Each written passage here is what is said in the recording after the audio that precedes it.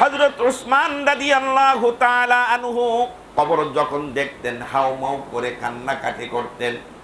মিশকাত শরীফের হাদিসের মধ্যে আছে হযরত উসমান রাদিয়াল্লাহু তাআলা আনহুর দাড়ি ছিল অনেক বড় ঘন দাড়ি। কবর দেখলে পরে কবরের পাশে হযরত উসমান দাঁড়াইতেন আর কবর দিকে তাকিয়ে তাকিয়ে হাউমাউ করে কাঁদতেন, চোখ দিয়ে টপ টপ করে এমন ভাবে পানি পড়তো। হাদিসের মধ্যে আসছে হাত্তা তাবুল্লা লিহিয়াতাহু, যাতে হযরত উসমানের দাড়ি সব ভিজে যেত চোখের পানিতে। চোখের পানিতে কি যেত? সব চোখের পানিতে ভিজে যেত। বললেন, হে ওসমান, এদিকে খেয়াল করেন। সাহাবারা জিজ্ঞাসা করলেন, হে ওসমান, আপনি কবর দেখলে এত কান্নাকাটি করেন কেন? অথচ আল্লাহর রাসূল সাল্লাল্লাহু আলাইহি ওয়াসাল্লাম আপনার ব্যাপারে বলেছেন আপনি হলেন জীবিত অবস্থায় জান্নাতি। আল্লাহর রাসূল সাল্লাল্লাহু আলাইহি ওয়াসাল্লাম 10 জন সাহাবাকে জীবিত অবস্থায় সার্টিফিকেট দিয়েছেন। কবরের পাশে দাঁড়িয়ে দাঁড়িয়ে এত কাঁদেন কেন?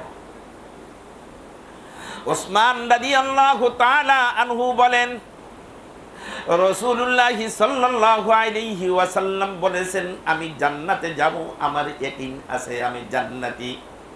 তবে শুনে রাখো, আমি মারা যাওয়ার পরে আমাকে কাফন গোসল করায়, কাফন পরায়, আমাকে জানাজা দিয়ে যখন কবরের মধ্যে রাখবে, কবরটা রাসূলুল্লাহ সাল্লাল্লাহু আলাইহি ওয়াসাল্লাম বলেছেন আল কবরু রাউযাতুম মিন রিয়াজিল জান্নাহ আও হুফরাতুম মিন হুফারিন নার। কবর হয়তো কারোর জন্য জান্নাত হবে অথবা কবরটা কারোর জন্য হবে জাহান্নাম। রাসূল আমাকে বলেছেন আমি জান্নাতে যাব, ঠিক আছে, কিন্তু কবরের যখন আসবো, প্রথম ঘাটিতে যখন আমি আসবো, এই ঘাটিটা আমার জন্য জান্নাত হবে কি জাহান্নাম হবে রাসূল বলে যান নাই। কথা কি বুঝে আসছে? তো রাসূল বলে যান নাই আমার কবরটা জান্নাত হবে নাকি জাহান্নাম হবে। তো কবরটা যদি জাহান্নাম হয়, আমি ওসমান আমার আর কোনো উপায় থাকবে না।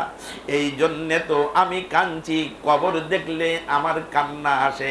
কি জানি ওই কবরের বাসিন্দা যদি আমি হয়ে যাই আর ওই কবরটা যদি আমার জন্যে জাহান্নাম হয়ে যায় তো উপায় নাই।